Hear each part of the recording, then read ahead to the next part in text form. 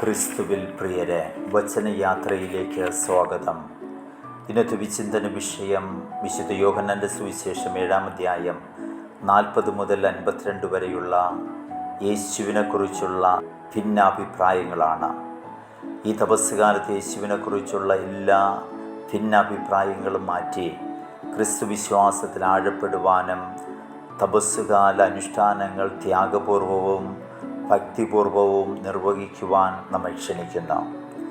യേശു ജീവജലത്തിൻ്റെ ഉറവിടമാണെന്ന പ്രഖ്യാപനത്തോടുള്ള പ്രതികരണമാണ് ഈ വചനഭാഗത്ത് കാണാൻ കഴിയുക. 3 വിഭാഗം ആളുകളുടെ പ്രതികരണങ്ങൾ ഇവിടെ കാണാൻ കഴിയും. ഒന്നാമത്തെ വിഭാഗം ആളുകൾ യേശു യഥാർത്ഥത്തിൽ പ്രവാചകനാണെന്ന് അഭിപ്രായപ്പെട്ടു. മോശയ്ക്ക് സദൃശനായ പ്രവാചകൻ, അല്ലെങ്കിൽ ക്രിസ്തുവിന് വഴിയൊരുക്കുവാൻ യുഗാന്ത്യത്തിൽ പ്രത്യക്ഷപ്പെടാനിരിക്കുന്ന ഏലിയായ്ക്ക് സദൃശനായ പ്രവാചകനായിരിക്കാം ക്രിസ്തു എന്നവർ ചിന്തിച്ചു. രണ്ടാമത്തെ വിഭാഗം ആളുകൾ യേശു മിശിഹായാണെന്ന്, രക്ഷകനാണെന്ന് അഭിപ്രായപ്പെട്ടു. ദാവീദിൻ്റെ സന്താന പരമ്പരയിൽ നിന്നും ജനിക്കുന്ന രാജാവായ ക്രിസ്തുവിനെ പറ്റിയുള്ള ശക്തമായ പ്രതീക്ഷ യഹൂദന്മാർക്കുണ്ടായിരുന്നു. യേശുവിൽ ഈ പ്രതീക്ഷ പൂർത്തീകരിക്കപ്പെട്ടതായി അവർ കരുതി. മൂന്നാമത്തെ വിഭാഗം ആളുകൾ യേശു മിശിഹായാണെന്ന വാദത്തെ നിരാകരിച്ചു. അവരുടെ അഭിപ്രായത്തിൽ മിശിഹ ഗലീലിയിൽ നിന്നല്ല വരുന്നത്, ദാവീദിൻ്റെ വംശപരമ്പരയിൽ നിന്നും, ദാവീദിൻ്റെ ജന്മനാടായ ബെത്ലഹേമിൽ നിന്നുമാണ് മിശിഹ വരുന്നത്. യേശുവാകട്ടെ ഗലീലയിൽ നിന്ന് വരുന്നവനാണ്. അതിനാൽ മിശിഹായെക്കുറിച്ചുള്ള പ്രവചനങ്ങൾ, പ്രത്യേകിച്ച് മിഖാ പ്രവാചകൻ പ്രവചനം മിശിഹ ബെത്ലഹേമിൽ നിന്ന് വരും എന്ന പ്രവചനം യേശുവിൽ നിറവേറുന്നില്ല. അക്കാലത്ത് മിശിഹായെപ്പറ്റി 2 ചിന്താഗതികളുണ്ടായിരുന്നു. ഒന്നാമതായി, മിശിഹ ദാവീദിൻ്റെ ഗോത്രത്തിൽ നിന്ന് ജനിക്കും, ബെത്ലഹേമിൽ നിന്ന് ആഗതനാകും. രണ്ടാമത്തെ ചിന്താഗതി, മിശിഹ അജ്ഞാതനായി പെട്ടെന്ന് സമൂഹമധ്യേ പ്രത്യക്ഷപ്പെടും, മിശിഹ സ്വർഗത്തിൽ നിന്നാണ് വരുന്നത്. ഈ 2 ചിന്താഗതികളുമാണ് ഇന്നത്തെ വചനത്തിൽ പ്രതിധ്വനിക്കുന്നത്. അവർ ചോദിക്കുന്നു, മിശിഹ ഗലീലിയയിൽ നിന്നാണോ വരുന്നത്? ദാവീദിൻ്റെ ഗൃഹമായ ബെത്ലഹേമിൽ നിന്നല്ലേ വരേണ്ടത്? യേശു ഗലീലിയക്കാരനാണെങ്കിലും യേശുവിൻ്റെ യഥാർത്ഥ ജനനസ്ഥലം ബെത്ലഹേമാണ് മനസ്സിലാക്കാതെയാണ് യഹൂദർ ഈ ചോദ്യം ഉന്നയിക്കുന്നത്. ഇന്നത്തെ തിരുവചനത്തിൽ നാം വായിക്കുന്നു, യേശുവിനെക്കുറിച്ച് ജനങ്ങൾക്കിടയിൽ ഭിന്നതയുണ്ടായി.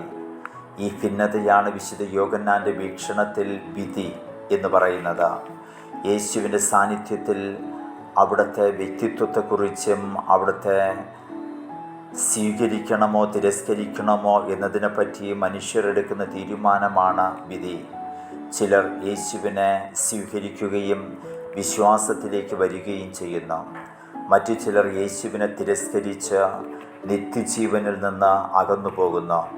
അങ്ങനെ യേശുവിൻ്റെ സാന്നിധ്യത്തിൽ വിശ്വസിക്കുന്നവരും അവിശ്വസിക്കുന്നവരും എന്ന വിഭജനം സമൂഹത്തിലുണ്ടാകുന്നു. പ്രധാന പുരോഹിതന്മാരും ഫരിസേയരും അയച്ച സേവകന്മാർ യേശുവിനെ അറസ്റ്റ് ചെയ്തില്ല. അവരുടെ പ്രത്യുത്തരം ഇപ്രകാരമായിരുന്നു, അവനെപ്പോലെ ആരും ഇതുവരെ സംസാരിച്ചിട്ടില്ല.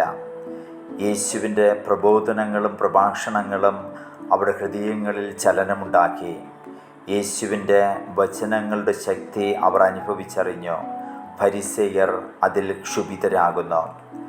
ഇന്നത്തെ ഈ തരുണത്തിലാണ് സെൻഹദ്രീൻ സംഘം അംഗമായ നിക്കോദേമോസ് ഇടപെടുന്നത്. ഒരുവന് പറയാനുള്ളത് എന്തെന്ന് കേൾക്കാതെയും അവൻ എന്താണ് ചെയ്യുന്നതെന്നറിയാതെയും അവനെ വിധിക്കാൻ നമ്മുടെ നിയമം അനുവദിക്കുന്നുണ്ടോ? നിയമം അക്ഷരാർത്ഥത്തിൽ വ്യാഖ്യാനിക്കുന്ന നേതാക്കൾ നിയമത്തിനെതിരെ പ്രവർത്തിക്കുകയാണെന്ന് നിക്കോദേമോസ് ചൂണ്ടിക്കാട്ടുന്നു. നേതാക്കളുടെ കാപട്യമാണ്, ഗൂഢാലോചനയാണ് ഇവിടെ വ്യക്തമാകുന്നത്. യേശു ആര് എന്ന ചോദ്യത്തിന് ഇവിടെ ഉയരുന്നത് യേശു തന്നെ വെളിപ്പെടുത്തുന്നുണ്ടെങ്കിലും പലർക്കും അത് ഗ്രഹിക്കുവാൻ കഴിയുന്നില്ല. ചിലർ യേശുവിനെ പ്രവാചകനും മിശിഹായുമായി അംഗീകരിക്കാൻ സന്നദ്ധരാണെങ്കിലും യേശുവിനെ പറ്റിയുള്ള അവരുടെ അറിവ് പൂർണ്ണമായിരുന്നില്ല. തെറ്റായ ആരോപണങ്ങൾ ചാർത്തി യേശുവിനെ അവഹേളിക്കാനും അറസ്റ്റ് ചെയ്യുവാനുമാണ് പലരും ശ്രമിക്കുന്നത്. ജനപ്രമാണികൾ യേശുവിനെ നശിപ്പിക്കാൻ പല തന്ത്രങ്ങളും ആവിഷ്കരിക്കുന്നു.